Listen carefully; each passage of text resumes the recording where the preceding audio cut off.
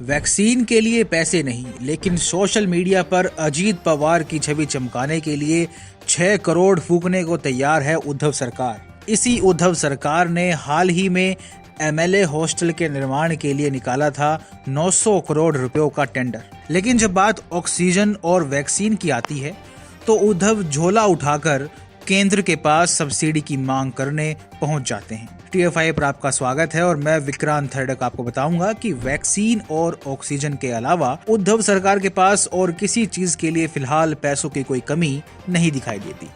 कुछ लोगों को देखकर एक ही बात याद आती है, हिपोक्रेसी की भी सीमा होती है। ऐसी ही है महाराष्ट्र की वर्तमान सरकार। एक समय वे रोना रोते हैं कि राज्य में वैक्सीन की किल्लत है और फिर खबर आती है कि स्वास्थ्य मंत्री के गृह जिले में आवश्यकता से अधिक वैक्सीन आवंटित हो रही है। अब एक तरफ महाराष्ट्र सरकार जहां संसाधन और धन के अभाव का रोना रो रही है, तो वहीं अब ये खबर सामने आ रही है कि महाराष्ट्र सरकार ने उप मुख्यमंत्री अजीत पवार की छवि चमकाने के लिए 6 करोड़ रुपए खर्च करने का फैसला किया है। जी हां, आपने ठीक सुना, महाराष्ट्र सरकार अजीत पवार के सोशल मीडिया अकाउंट्स को संभालने हेतु 6 करोड़ रुपए खर्च करने को तैयार है। टाइम्स ऑफ इंडिया की रिपोर्ट के अनुसार राज्य के प्रशासनिक विभाग ने अंडर सेक्रेटरी RN मुसाले के नेतृत्व में एक ऑर्डर जारी किया है, जिसके अंतर्गत एक बाहरी एजेंसी अजीत पवार के समस्त सोशल मीडिया अकाउंट्स को हैंडल करेगी और जिसके लिए उसे 6 करोड़ रुपए का भुगतान भी किया जाएगा। ऐसा इसलिए होगा ताकि अजीत पवार के सभी विचार जनता तक बेहतर रूप से पहुंच सकें।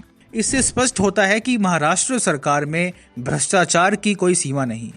कुछ ही दिन पहले स्वास्थ्य मंत्री राजेश टोपे ने याचिका लगाई थी कि केंद्र सरकार ऑक्सीजन और वैक्सीन के विषय में सब्सिडी दे, क्योंकि महाराष्ट्र के पास ज्यादा पैसे नहीं है। फिर अजीत पवार के सोशल मीडिया अकाउंट पर 6 करोड़ रुपए फूकने के लिए कहां से अचानक ही पैसे इकट्ठा हो गए। लेकिन ये तो कुछ भी नहीं है। अगर भारत के वुहान वायरस से लड़ने में कोई राज्य सबसे बड़ा रोड़ा बन रहा है तो वो निस्संदेह महाराष्ट्र है। उद्धव ठाकरे की प्रशासनिक लापरवाही के कारण महाराष्ट्र में वुहान वायरस से स्थिति बद से बदतर हो रही है।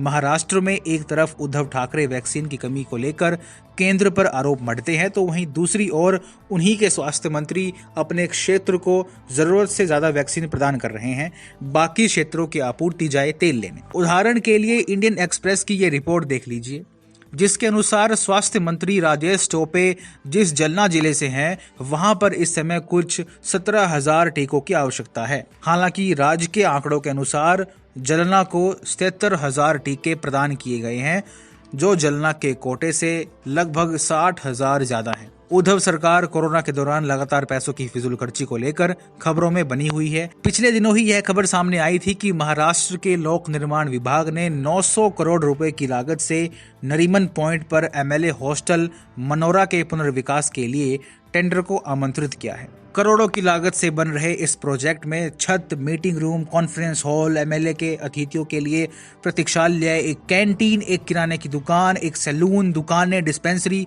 और एक थिएटर का निर्माण भी शामिल है। इससे आप समझ सकते हैं कि उद्धव सरकार किस प्रकार कोरोना के समय में बेवजह ही पैसा उड़ाने का काम कर रही है। अब महाराष्ट्र सरकार द्वारा अजीत पवार के सोशल मीडिया कैंपेन पर 6 करोड़ रुपए खर्च करना न सिर्फ उद्धव सरकार की अकर्मण्यता को जाहिर करता है, बल्कि यह भी सिद्ध करता है कि किस प्रकार से कुछ लोग अपने हितों की पूर्ति के लिए देश की भी बलि चढ़ाने को तैयार बैठे हैं।